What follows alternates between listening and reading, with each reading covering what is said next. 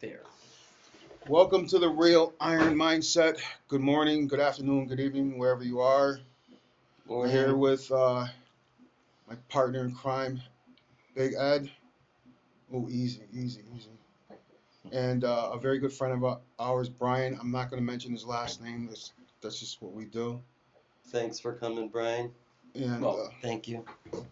this morning, Brian's going to tell his story of battling addiction and something that's uh, very near and dear to me. And his beautiful comeback from that shit. Absolutely. Uh, Absolutely. Before we start, though, I just want to ask you a question. If we're in the program, right? Yes. So, because I heard this one, well, if your drug of choice is heroin, you still can drink alcohol. Do you believe that? No. No, I'm saying thank you. Don't believe it at Right, all. right. No. No. You think it triggers everything? Like you think like a certain drug will trigger you to go to the next drug to the next drug? I Is that? do. It does for me. Yeah. It does for me. Like that just gets me on my path to To destruction. nowhere. Yeah. Gets that Absolutely. numb feeling to get to that I don't care feeling. Yeah. To get the. Yeah. Because I mean, I could tell you for a fact that if I drink, I'm going to get some coke, and then from there, I'm going to crack, and then the heroin. It just Really? goes like that every time. Yeah. Can't drink. Absolutely not. Okay. I just don't believe that. I think the safe way to play it is you just abstain for everything. For Everything. anything. Right. You know what I mean? I'm not gonna, you know, risk, you know, my life for what? A beer. Right, exactly. So one bear. Yeah. Could be one bear. Yeah. That easy. Absolutely, definitely, without a doubt, without a doubt. No It's shit. that quick. It's Wow. that quick, man. But like that was that was on my mind. It was like the the topic at work. You know what I'm saying? So, Right. but It's like all in or all out. Yeah, yeah, because now you take that one. If I could probably go drink a beer and nothing will happen today. But now it's gonna be on my mind. It's gonna be renting space. Well, I could have another beer. It didn't affect me. Hmm. So then that you know what I mean. That's how it starts off. You could do it here. You know what I mean. Maybe a week later, do it again. But then you know what I mean. It wakes up like King Kong inside you. You know what I mean. So and me personally, I can't chance it. right. You know what I mean. Not at all. So let's get into your story, Brian. Let's take it from as early as you can remember. Yeah. Right. And we're just gonna let you have the floor, bro. Yeah, no doubt. So, from Waterbury, grew up middle class family. Um, Earliest I remember, I had my first drink at a relative at a party, Mhm. a picnic for all relatives, and I puked all over the place, locked my mother's car keys in the trunk. It was a big thing.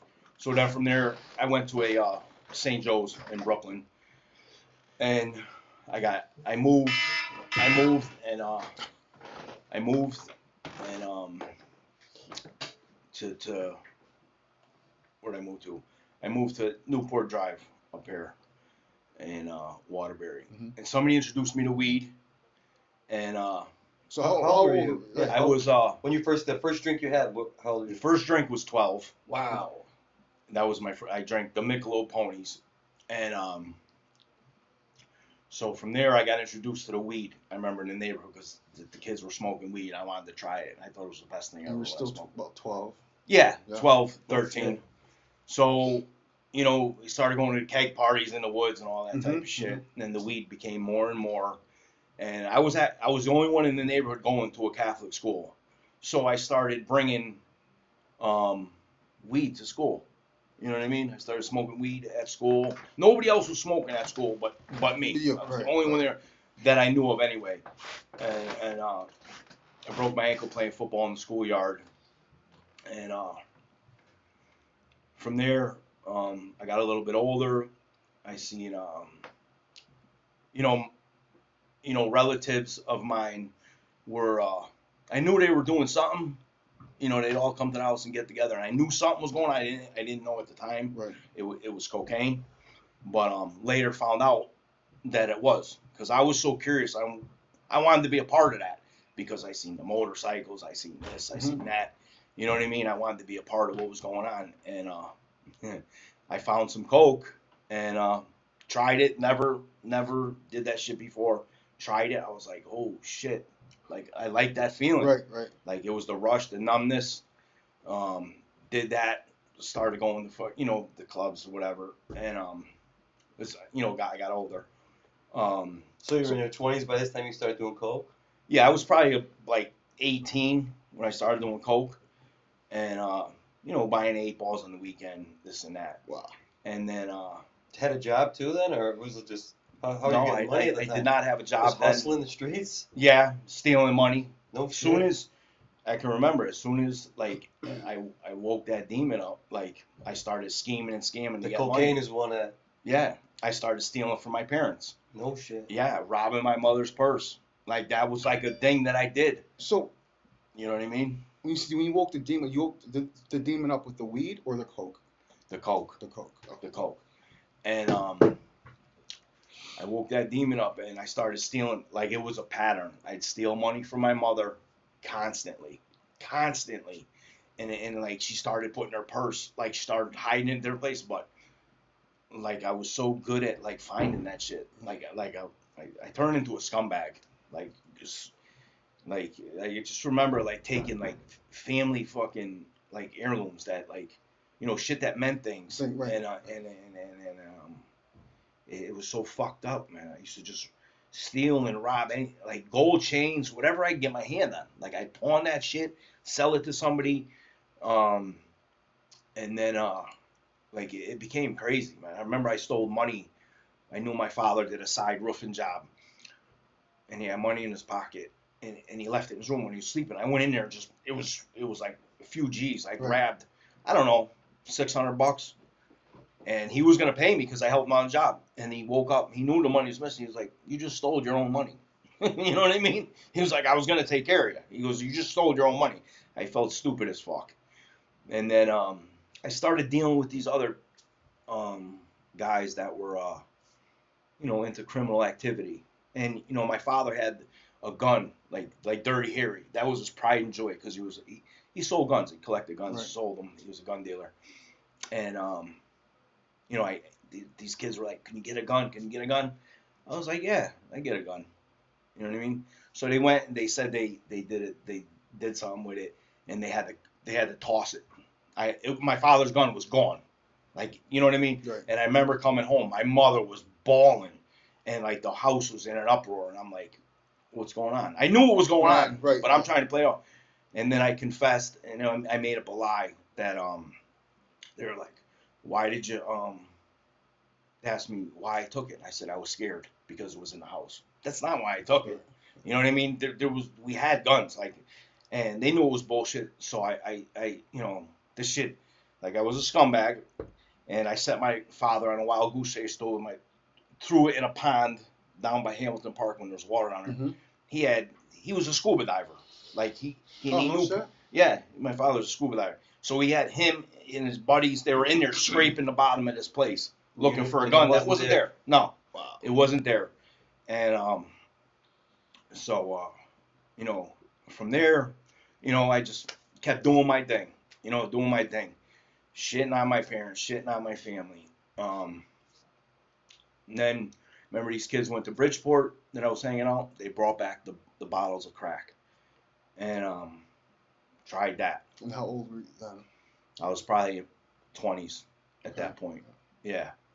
And Never been arrested yet? no, I hadn't been arrested yet. Well, no, let me bring it back because I got arrested at. Yeah, so I'm going a little bit fast forward. I don't like reliving this shit, Yeah. so I may get dates like confused. Right. But I smoked crack, and man, I did get arrested one time before that down Library Park. We were robbing the guys that used to they were It was a meeting place for yeah men who like men. yeah men who like men yeah. Okay. So and we robbed them, and I got in trouble for that. I went to jail for 30 days, and so as my addiction progressed, I smoked the crack, and then I ended up getting locked up for some shit, Right. and so I'm not gonna get into it. No, no, no. But you know, I went to jail, and I remember my brother had, you know, got in trouble previously, so my parents had no money. You know what I mean? They put all the money Right. towards his lawyers and attorneys, and so I was stuck with a public defender, and some of them are great, but a majority of them, you know, you're not going to get a real defense in the court Right, system. right. You're just not, and I ended up having to take time, and it was crazy because I had a dream that I was going to Summers prison Prior to all this? prior to all this. Like I never been there, never, but I had a dream. I was going. I told my mother before we walked in the courtroom. I was like, I had a dream of going to prison. She's like, you're not going to prison. And I was like, I'm going to prison. And you know, shit didn't line up. I shouldn't have went to jail, but whatever, I did, because I was either you know, I was gonna force to take this plea, or if I went to trial, I was gonna get a shit amount of time if found guilty. And everything was in my favor to not go, all the evidence, but I still went. You know what I mean? Like the prosecutor and the judge, they were it was just like a no-win situation. And I actually seen this prosecutor later on, and I was paying this after I got out of jail. I'm just fast forward a little. I seen her. I said, you know that crime that you convicted me of? I said, no, I never had nothing to do with it. And she was like, oh well, like, you know what I mean? Right, right. Whatever, you know what I mean? But anyway, I ended up going to prison, and Summers prison back then when I went in '89 was that was yeah, some shit. yeah, it was a different time and era, and I heard the stories. I was scared to death because I'm like coming from the middle class, you know what I mean? Right. Keg parties, whatever, and I'm going to like The jungle. the jungle, Right. and I was scared to fucking death. I remember I was downstairs in the bullpen waiting to go, and I was fucking crying like a little bitch. And you were in your 20s. Yeah, Right. I was crying like a little bitch, and I was like, what the fuck, man? And this dude came over to me that he's been in the system. He was like, you know, he actually felt for me. He was like, yo, I'm gonna try to school you. He gave me, you know, told me a little bit about it, how to do this, how to do that. And I'm like, yeah, all right. Go in there, you know, we get out at a fucking the truck, in this big holding tank. It was so many of us in there. It was jammed. People were smoking in there, and the sweat was just pouring off the walls, and you couldn't even fucking breathe, man. And it was horrible. And when they finally took us out of there, they were walking us on the hallway, and you could hear people yelling from the blocks, "Bring them in here!" You know what I mean? Like fresh meat and shit. I'm like, what the fuck? I'm gonna get raped. I'm gonna get this and that. And I'm like, what the fuck, man? And I got downstairs where they like AP room where they check your property and shit. Yeah. And this dude was like, you better send them sneakers home. I'm like, I'm not sending my sneakers home. You know what I mean? Like somebody's gonna try you for your sneakers. And I'm like, I'm not sending my sneakers home. And so I get upstairs, whatever. Next morning I woke up. I'm on the phone, you know, with my mother. So you're already assigned a cell and all that shit. It was actually G Dorm 1. It was actually a dorm. Oh, okay. It was actually a dorm. They had a few dorms. I guess when you first come in, they put you in a dorm, then they relocate you to a cell. All right. It's like an orientation. Intake shit. Yeah. So went in there. Next morning I woke up, like I said, on the phone with my mother, crying like a bitch. I'm guessing people are watching me. You know what I mean? They know I'm new. Right. And dude tried me for the phone, and you know I was told from previous people, don't go out like a bitch. So we ended up hanging out for a long time. I remember just all over. And back then, like COs weren't around. There wasn't cameras. There wasn't like you were left to fend for yourself. And so I did what I had to do. And then going like a couple months in, these people introduced themselves to me. I got in with them, a collector, or whatever you want to call it. And I remember them asking me to do something. And I was like, I can't. I'm not doing that shit. You know, but I was already in. You know what I mean? Right. So if you don't do what they ask you to do, You know what's next. yeah. So it's either be the victimized or be the victim. And I was like, I'm not. So I ended up doing what I had to do. And I remember going back to the shower and crying and puking. And I was like, what the fuck, man? Like, you know what I mean? So I brushed that off. And, time went on and that shit got easier. And it got easier to get in trouble. You know what I mean? Without getting into details. Right. And it got easier to do that shit. And people started like, you know what I mean? It was a false respect. Because like I say, if people fear you or whatever for being a so-called tough guy, that's not real respect in my eyes. You know what I mean? I want to be respected for being a good person, shit like that. So, the drugs were free. The more you were an idiot or crazy or whatever, did bugged out shit, the more people look up to you. I got free drugs, this and that. So going down the line, I got transferred to Enfield and then Carl Robinson, and that's where I got introduced to fucking heroin. My boy Chino from Hartford, good dude at the time, I thought, and he asked me, here, he opened his locker, he's a big mouth. He was like, sniff that. I was like, what is that? He was like, it's heroin, it's H, they call it, whatever. So I'm thinking, I'm comparing it to Coke that I sniffed. And it was a little line. I was like, that shit ain't gonna do that to me. I sniffed it. I was fucking wrecked, throwing up all over the place. And it just, I slept it off for a couple of days. So I got into heroin in jail. In jail, yeah. And I remember I smoked crack. I cleaned out a hot sauce bottle. I got a hold of some crack in there, and I, made a little pipe in jail. Smoked crack. I come outside. There's a riot going on. You know what I mean? Like, people are running around stabbing everybody. I'm outside geeked the fuck up. I'm like, what the fuck, man? I'm scared to fucking death. And it was fucking insane. Like, it was nuts. I remember being trapped inside one time, and the people I was in with, they broke the windows to actually get me outside with them. And it was crazy. People were around with t-shirts on their face. They burned the building down. I seen this kid get stabbed so many times in his head, in his face. It looked like one of them little shrunken heads. I had nightmares from that shit. It was crazy. So I don't want to jump up. Yeah. Going back, now you told this prosecutor you didn't do the crime. So obviously you're saying you didn't do the crime, right? Absolutely.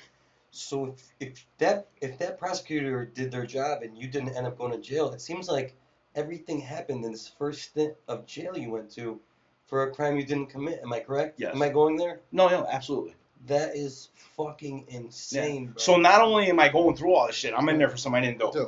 So do you think that you well, there's no way to predict it, but do you think that like you would have got worse with the cocaine? Do you think it it helped you and it didn't help you because it put you to something different?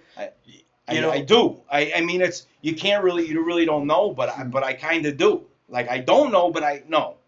Like, maybe you wouldn't have gotten into a heroin, or maybe you would have gotten into heroin. Yeah. You don't know, but man, what a path the system actually set you on. Yeah. Like, and I see people say play the victim all the time, but if you legitimately didn't do the crime, no. How many years did they sentence you, anyways?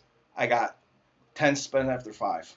So you had to. But I ended up catching more time when I was in there. Right. So furthering, Yep. catching cases inside jail. And I want to just reverse a little bit. I remember first month I was there, I came out and I was going down to the bathroom and I seen a line of guys lined up and I heard somebody like screaming, like a muffled yell, and this big fat white dude he ran up a drug bill with the Guerrilla Mafia family, and from that family they were lined up out of cell and they were fucking running up in him. They were fucking him one after another. Really raping him? Yeah, because he didn't pay his drug bill. And it was like that shit scared the shit out of me. Like, it scared the shit out of me. These dudes were just... Yeah, because I remember they brought this guy, he was dead, because you can pop the cells back then. Like, you can get in somebody's cell, or you can get out of your cell, you can pop them. Right. And, like it was... Picture, like, hundreds and hundreds of people going down this hallway. I still see people get their neck cut and just drop to the side, and everybody just keeps walking. Right. Yeah, it was just some bugged out shit. Every couple weeks they were finding bodies. Like that was a regular thing, And it doesn't matter who you were or how tough you were. You can still get it. Yeah, you could still get it. Yeah. Like it didn't matter who you were. And so anyway, yeah, down in Carl Robinson, I I smoked crack, whatever. Riots And then- everywhere. Yeah, and then That I was the remember, thing. yeah, it was bugged out, man. So I ended up getting out of jail, Right. and I thought I was the shit. You know what I mean? I You thought did I your was the shit. time. Hard Yeah, time. yeah, hard time. And I got out, and the people I was around, I went and seen them, whatever, hanging out. They had a house, and got involved in that shit. Thought I was the shit out of jail. They were dealing in drugs. Eventually, I drank, like we said in the beginning. Yeah. As soon as I drank, I knew what heroin was. I knew what crack was. I knew what cocaine was. So all that shit happened again. Caught more time. Went back in. Now I'm back in jail. My family's suffering. It's fucking like that cycle is like. At the time, I was like I can't break out of this shit. I went back to jail after all that time and going through all that shit. Now it's like I've become somebody who I'm not. I was somebody that I really wasn't in the Right. beginning. And How long were you out of jail? Months? not long. I don't really remember Yeah. because I don't keep track of dates and shit. Right. The only person's birthday I know is my brother's because I used to use his ID to get in places. I don't know dates and shit. Right. Right. And so I got out and went back in, and I'm like, what the fuck? I'm back in jail. My parents are sticking by me, of course. I'm going through all that shit. I'm like, what the fuck, man? Back in this shit. Went through another phase. So I'm in. I get my mother's dying of cancer. I'm like, what the fuck? Damn. So, I'm bugging out in my head. I catch more time, because of that. But that's some dumb shit. Like, you're just worsening the situation. If you really think about it, like, it's not the right thing to do. Like, you gotta, like, what would she want you to do and all that type of shit. Yeah. But, But when you're caught up in it, yeah. you're not seeing the No, outside. you're Right. not.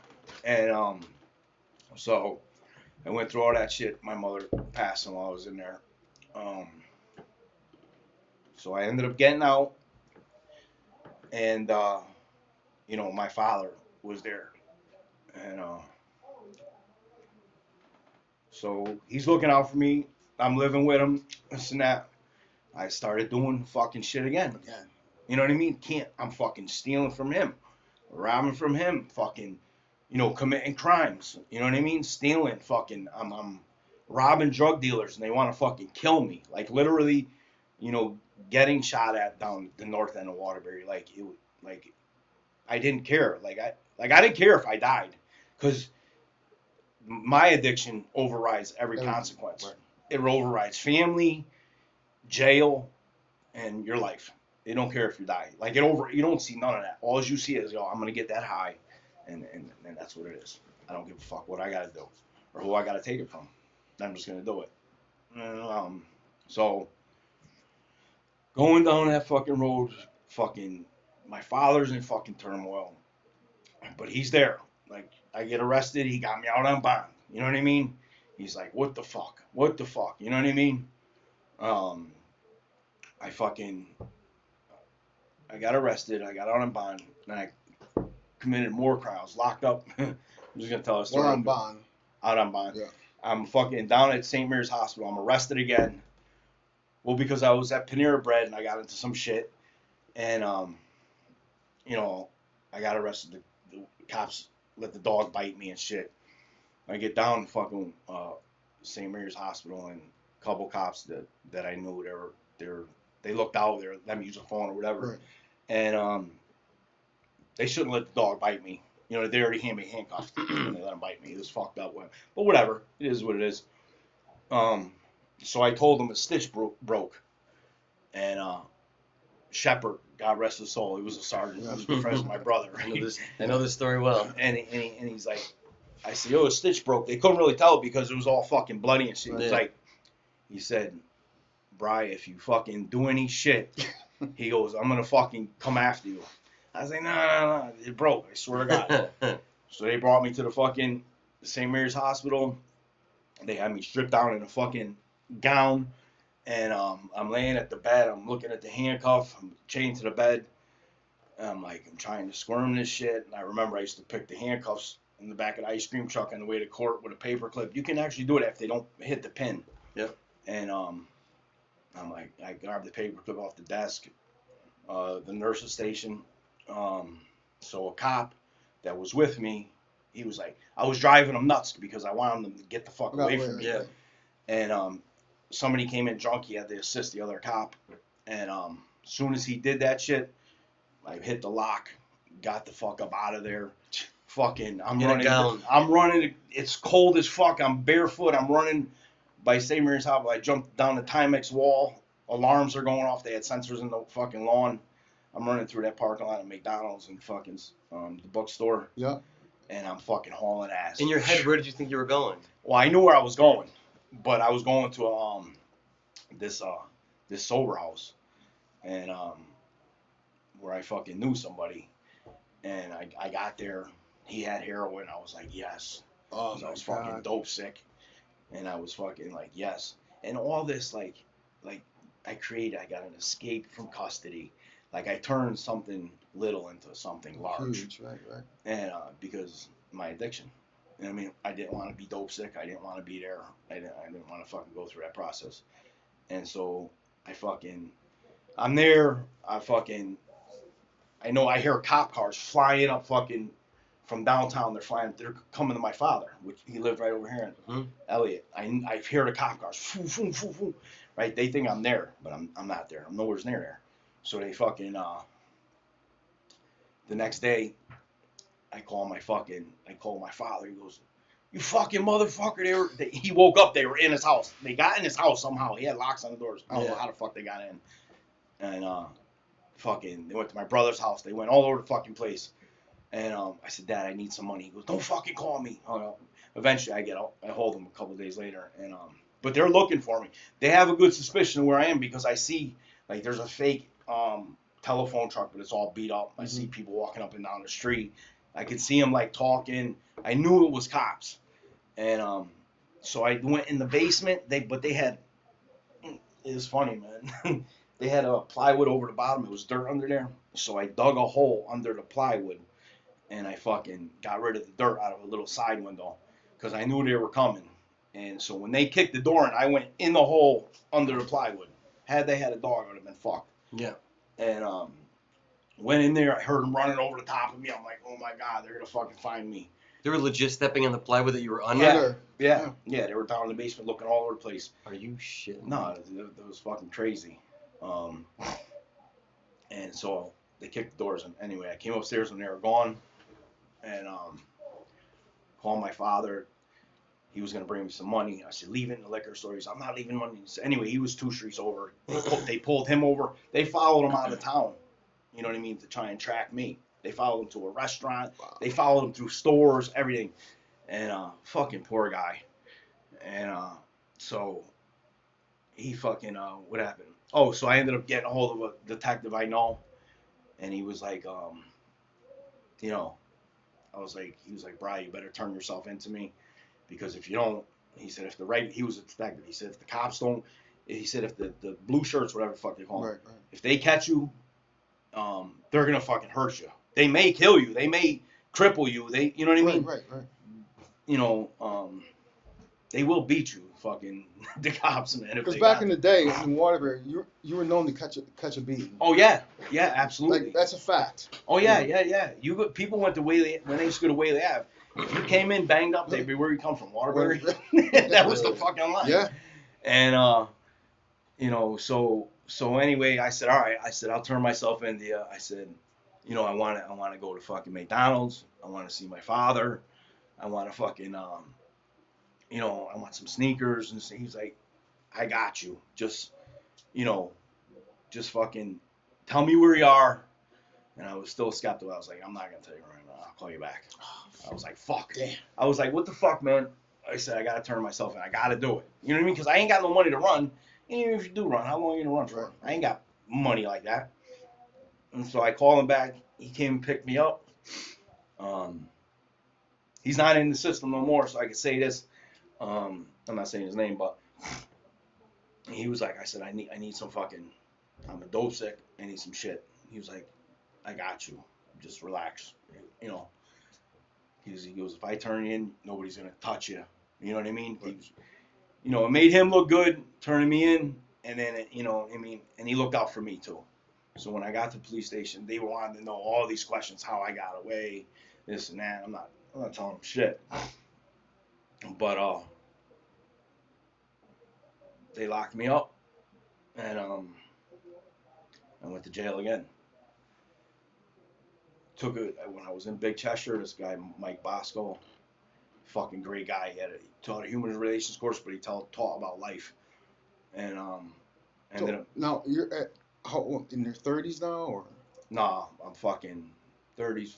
I gotta be in my fucking middle 40s. No. As you're going to Big Cheshire? Yeah. Okay. Early 40s. And there, doing my time, meet this guy Bosco, great fucking guy. Took his class, started. I actually became Muslim while I was in there because they were so militant. Yeah. And I liked that fucking repetition of just, you know, like military style. They were no joke. And I was like, I want to be a part of that. So I started doing all that shit. You know, doing all the prayers 5 times a day. You know, just on point. I was like, I had enough of this shit. You know what I mean? And every time my father comes see me, this shit fucks me. You know, you see it in his face, like all the pain and shit. Yeah. And so, and I'm taking this guy's course. Made parole. Made some changes. Did some work on myself while I was in there through these classes with Mike Bosco. And I got out and fucking, you know, I was on point. I was like, I'm gonna do this. You know, doing fucking great. Coming to the gym, whatever. Doing fucking real good. Right. I ended up fucking slipping again, man. I was like, what the fuck, man?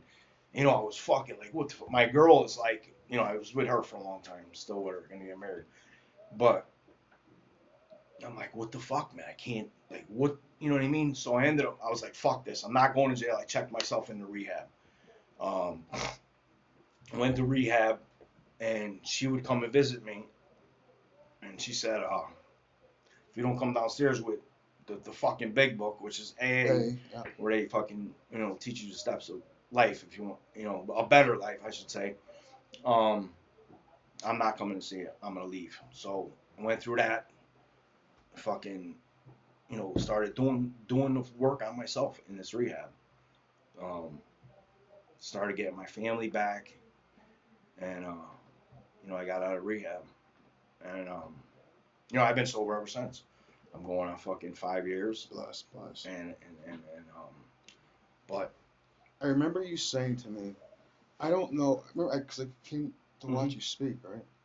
I went in my truck and fucking cried after that. yeah, It was just, I'm like, just overwhelmed, and I'm like, right, because I'm relating your shit to my fucking past shit, right, you know? So, and you're like, to the guys, listen, the shit works. I don't know how it works, right, but it works. right. So just by you saying this, damn, this motherfucker's so, he's right. No one knows how to fuck. You work on the steps, Yeah, right? right. And it's just like you said, a GPS. You just set it. As long as you don't deviate from this, Yeah. it's going to get you to Where you want to go, man. Yeah, it's simple. It's as simple as that, man.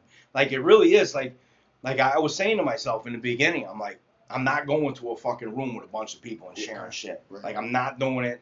I don't even, to this day, I don't like going to meetings because I don't really like fucking people. I just don't. Like, I don't, you know, unless you're a particular type of person. Like, I don't know. I just lack of trust. Been fucked over. I just don't like, I don't know. I just don't like people.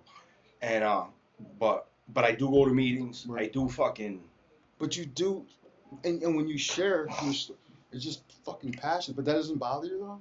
What's that? When you share it at the meetings? Because you said, I don't like people and this and that. No, because honestly, because they say you got to give back. So if there's something I could say, All right, yeah. you know, and I feel comfortable in that setting, Okay, in a okay. rehab, Right. because I was there.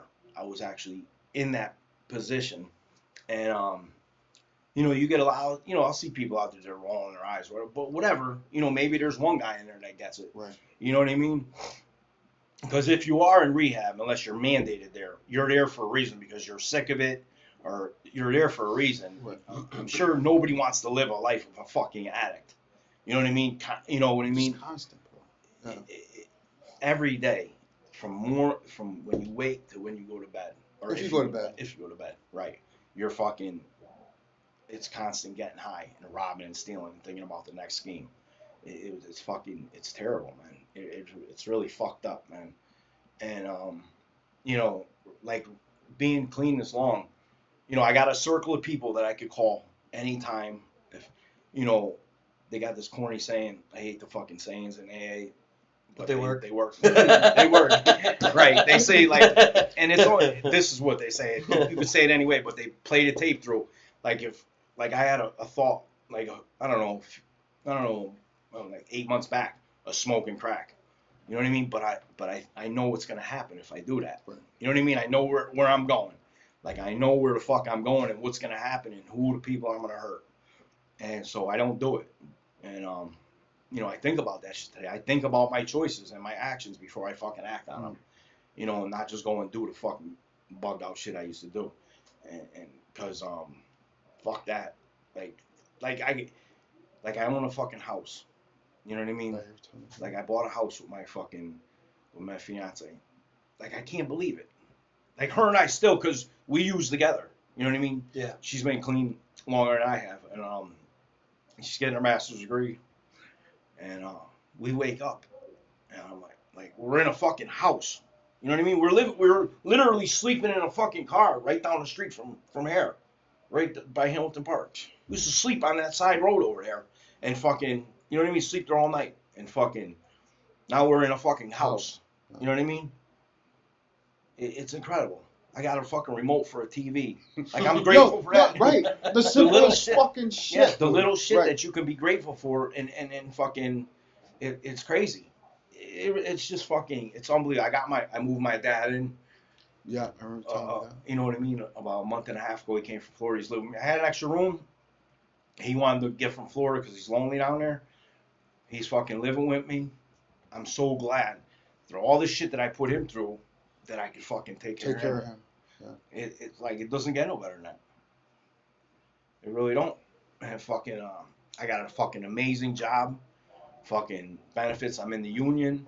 Like the life that I'm living right now. Another corny saying they say is fucking, you're gonna live a life beyond your wildest dreams. Yeah, I'm not a fucking millionaire or whatever, because people think that's the life. No. You know what I mean? I always hear people say it. Yeah. But I got things that are fucking irreplaceable, that, you know what I mean? I am living a life beyond my wildest dreams, because I never thought when I was sleeping in that fucking car or locked up that I was gonna have a fucking house. And you know what I mean? With my girl, and fucking, I just didn't. It's fucking. I don't think a lot of us did. Like, you've been coming in and out of this gym for years and years and years. Yeah. And we would see you come in, and everybody would know. Because when you came in here and you were clean, you were a monster. Yeah. You were a monster. And then you'd be gone for a little bit, come back, you'd be so thin. I'd be like, yo, what happened to him? Yeah. Like, dude, you ask me what happened to him, everybody knows his gig. Yeah, right. He's in and out, he's doing his thing. You know, like, everybody, and even me for a point, I'm like, man, you are such, like, a loyal guy. Like, you're a loyal person. Like, you will help somebody if you can. Yeah. Clean. Right. When you're on that shit, I remember you coming in, and I was almost like, I'm like, dude, you really can't be around here fucked up like that. I'm like, dude, like, you're a good dude, and when you're clean, you're good. And you really wouldn't, after that, you wouldn't even really come around when you were fucked up that much. And it was like, it was like, no matter what it was, and it was just a respect for respect thing, you know? That's exactly what it was. You respected me, I respect you. Yeah. So when you got out and you needed a place to go, you knew every time you got out, I'm like, bro, you can come here. You look out for me. You can come here. Yeah. And it wasn't about me being the nice, it was just, you were good to me and I was good to you. It wasn't like we had anything besides just a good relationship, you know, even though you were fucked up. And I wasn't out trying to save the world or trying to save you or whatever. It was just, it was the right thing to do. Right. Because so many people have come through here and they've been in positions, and I'm like, so all I gotta do is just help this dude out a little bit, and maybe he can get somewhere, or maybe this is gonna keep him clean for one more day or Right. whatever. You know, that's Right. like that was like my, and I wasn't out there trying to, like I said, save the world or nothing. It turns into that, and you'll hear stories from everybody in this place. Oh yeah, Eddie, this, Eddie. I'm like, you ain't gotta tell people that. You know, like it's not a big deal to me. Right. But I made a lot of friends and I made a lot of family in this place. Yeah. Right. Yeah. Right. And that's the only reason I keep this place going. I could have left it. I didn't. I don't need this gym. I got Right. skills. I could be Right. in the trades. I could do whatever I want. Right. But it's something about this place that you Yeah. can't replace. Right. You can't replace the Absolutely. people in here. I don't care what this place. You can't replace the loyalty. Right. Right. It's It's just, all loyalty, and it's not because people are like, oh, Eddie this or Eddie that. It's just we just exchange loyalty for each other. If somebody needs something, we're there. Not to be Yeah. a nice guy, whatever. We're just that people. There's a Right, certain kind right, of people right, that right, do that, Right. and I see the people that come in that are not like that, and they don't last long. It's not that we throw them out or whatever, but they're just not used to that certain person. Right. You know, it's not like we're all tough guys, but you come across crooked and somebody's gonna put you in check, Right. not because they're trying to be the tough guy. It's just that, you know what, that's not respectful. Don't do that yeah, shit. you're fucking out of pocket. You know, Right. don't do that shit. That's Right. it. You know. But for me, I'm just a firm believer. You just said, Eddie, you have to be in the service of people. And I'm not a religious person. Right. I'm not. Right. I don't know if I'm more spiritual because my native background or whatever, but even with my job, yeah, it's tough, but it's still in the service of people. You know Right. what I'm saying? Yesterday, Eddie and I, through the monies that we collected on the podcast Mhm. here, Yep. we were able to give back to the community with sandwiches. You know what I'm saying? And That's, it's that's not. fun. You know what? And it was For That's awesome, for man. me, I was like kind of weirded by it because like he throws it up and I'm like, yeah, you know what? I'm down to help whatever I can and do whatever. But then going there was like, you see so many fucking you see people it, there, bro. You know what I'm Dude, saying? It's like, The amount of people I seen, I was like, what are we doing? Pissing on a forest fire? You know, even though the people that were in there cooking the food and setting it all up were so grateful for. yeah, bro. Yeah. I Right, don't even know what right. it was, 100 or something sandwiches. I don't know what it was, but it was a bunch of trays of sandwiches, and they were like, "Oh my God, thank you so much." And I'm thinking to myself, we're doing this once, and these people, that's one meal, bro. Right. So these people Right. got to eat once, even though there was a lot of food in there. Yeah. Yeah. How many people have to donate, and how many people have to help these people? Like, there's got to be a way to take these people that are so hungry and figure out a way to give them food, to get them to figure out a way to get them to get food themselves. You know the old, give a man a fish, he'll eat for a day. Teach a man to fish, he'll eat forever. There's got to be a way to get these people to figure out how to get their own food. Well, now you're talking about You know what I'm saying? social economic stuff. You know what I'm saying? Not There's even it's not even just that, but you know what? And I don't want to get too deep into this Right, because right. we can go down a rabbit hole. Yes. But people get food stamps, and people get cash, and people get housing. They take their food stamps and they sell it for monies. Oh yeah. Yeah. Yeah. The system needs to go back to a place where you have to show some kind of proof of who you are to purchase your, like I don't even know, because That's another then you rabbit could hole. walk out of the state, then you can walk out of the store and hand somebody your groceries. I don't know. I just don't know. Yeah. Back in the days, I remember we didn't have a lot of money, and we would get a box of stuff from like whatever food stamps. Yeah. We would get Yeah. a box, but they would give us cheese. They would give us oatmeal. You get that box of that The food. basic, 'Cause Yeah. we didn't have money growing up. Right. So you got a block of cheese in the fridge. You're like, like Yeah. nowadays they get thousands of dollars to go. I'm gonna get like 20 fillets. I'm gonna get a bunch of, like, these people could eat like kings, and a lot of them choose not to. So when I see them on the streets looking for food, I think to myself, if you don't have a job and you don't have anything going on, don't they assist you with food? Yeah. Is it not enough money? But I know around this area, there's people that just, they sell it Oh yeah. for Yeah. pennies on the dollar. You got $100. half. Oh, Yeah. so It's so half. so you got, you say the system gives you 500. Now you can go buy $250 worth Yep. of drugs. What the Yeah. hell? Exactly. My mind is blown because I remember getting laid off when I was on and off for the city as a temp, getting laid off, and they didn't want to help me. And I was going back. I was just waiting to get into the job full time. I'm like, listen, I'm broke. Um, I don't want nothing for free, but if you guys could just give me a little something, I'll pay you back when I get my job. Right. She's like, yeah, no, we can't do anything for you. I'm like, so what am I supposed to do? Most people in your position would find someone's couch to live on. I said, but I have my own apartment. I have my own car. I'm trying to go out and make them. I want to do something right. I'm not asking for anything for free. I'm just asking for a little help. Maybe you can, maybe there's somewhere I can get a job while I'm waiting to get this job. Yeah. Is there any way you guys, dude, there is no fucking help there. Right. So I think to myself, is there still no help? Because are they just giving it away? Right. They don't want to help you. They want you to just be, you're counting on I them. would chime in, but we will be here till tomorrow morning. No, I understand. That's a completely different So, podcast. We could do a whole story on that. Just because I see it every day. it drives me crazy. It drives me You know what I'm crazy saying? Yeah. to know We- that. You know, I work in the transitional program. I see it every Oh, yeah. day. Yeah, no doubt. people just So- the struggle when you've probably been down to these soup kitchens, Oh, yeah. right? You've been Yeah. to all these places. Which one was the name of it? I forgot.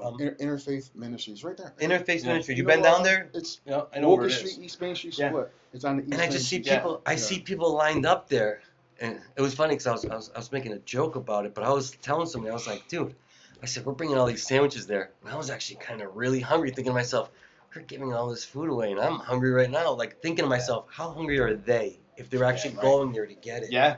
Yeah. Because now, right. today, they gave out those sandwiches yesterday to carry them till Sunday. Wow. What do you mean? Because they're not open today. So they feed them right then and there, and then they give them a little bit of food to take home. Extra. So they got to eat these sandwiches 2 days late, if they decide that was going to be their thing. Right. Wow. That's insane. Yeah, it is insane. So, And the line was insane. Yeah. Like I Yeah. looked at the line and I was like, Yeah, I was right. saying- But, and I say to people, because I've seen it firsthand, you're one serious illness away or one bill away from being in that fucking line. Oh, yeah. Lose your job and see what fucking happens. Oh, yeah. Yeah, without a doubt. Come down with cancer. He's my brother, Oscar. This motherfucker had cancer. The job looked out for him. I will say that. My employee, they're very good. But at $20,000 bag for chemo, huh? You expect this dude to pay for this shit? It's fucked up. that's crazy. You want to live? It's gonna Gonna cost you. If you can't afford to live, then you can't live. Right. That's fucked. What? Yeah, What is right. that about? Right. You can't. Sorry, you can't afford to live. So, I mean, that's my spiel right there. But Yeah. You know. I'm sorry, Brian. We got. It's like you got the time frame, right? You're on a time frame. A little bit? Yeah, well, we'll Okay. go. We'll end this right now. Yeah. So, like now you're gainfully employed. Great job. Great job. Fucking Great got family. my fucking girl, my kid, Yeah. my father, my sister, my brothers. Mhm. Fucking. It 5 is, years it's strong. incredible, man. It's fucking incredible. 5 years strong. Incredible. And Yep. I think Eddie asked you this. What was it? The moment when you said, "I gotta fucking stop this." What was that moment, or where was that moment? Was your girl at the meeting? Was that pretty much it, or no? Yeah. When she said do the steps or I'm Well, out, pretty much was that When like I got a good- into rehab Right. because 2 nights before the cops were chasing me, Yep. and I got into that rehab, and my girl came to visit me, and she said, "If you don't," I knew she was serious. Like I And she seen was it. done. She was done because normally she would kick back and like roll with me, Right. like she'd relapse or whatever. I can see it. I've seen it in her. I knew she was done. She wasn't playing the game no more, and I was like, "Fuck that." You know what I mean? I'm not gonna lose her. Because you look at it, this is the one person that stood by my fucking side. Yeah, yeah. And now I'm gonna lose her. Yeah, right. No fucking Yeah. way. And we were been together fucking 14 years, and fucking no fucking way. Right. You know what I mean? No fucking way. And like she stayed true. She, like I said, she's got her master's degree, Mhm. and fucking like we're just living that life of fucking beyond our wildest dreams, Yep. both of us. It's incredible. You know, you don't want to say that you're not gonna go back because they say don't say that. Don't But say that. for Don't say- today, I'm not doing it. Yeah. And fuck that, man. Fuck that life. I'm tired of being a piece of shit. You know what I mean? Just want to be a Yeah. good guy and fucking do what I gotta do. Well, I'll That's it. tell you right now, bro. This is on a personal level. Your story fucking inspired me, bro. It really did. And when we got the podcast going and all that shit, bro. It's gonna touch a lot of people. I Boom. think. Yeah. I think a lot of people are gonna be like, whoa, you know. And You it know- can be done. Oh yeah. It can be done. Yeah. The struggle's real though. Huh? Yeah. Oh, yeah. See, it's for me like I never had that hard addiction life. So Right. when I talk to you guys and like I'm like, I had a conversation with you before. Yeah. What's the drive like? How do you have that? Like, if you took that drive, you woke up every day, and I'm gonna make this as short as possible. You take that drive every day to go out and get those drugs. Yeah. Can you imagine if that drive, that wake up and that hunger feeling that Yeah. Right. that was right. about getting $100 bill? Yeah. How many $100 bills would you be able to collect? Oh, That fuck. drive. Yeah. Oh my God. And I always say, I probably had this conversation a Yeah. few times with you. I'm like, how do I get that? And I don't know if it was you or one other guy was like, dude, the only way to have that is to do drugs and don't do it. Like, don't do it because you'll never know that hunger until you have that hunger. Yeah. There's nothing like it. You know? Nothing like it. Nothing like it at all. I'm like, yeah, no, I don't want to go down that rabbit hole. No. And I don't like the feeling of being drunk. I don't like the feeling of being messed up. Like, Right. I like to be my coherent self. Yeah. You know? Right. Right. So, but it's wild, man. You know. But Well, let's wrap it up. Thank you for coming. Brian, thank you. Yeah, It's absolutely. always That was a really cool always show. a fucking Really pleasure, dude. I have Really so good. much respect for you, dude. Thanks. I And- appreciate it. That's it. And that's us. We are the Real Iron Mindset, and we are out. Do you have anything else? No, I'm good, bro. All right. Thank you.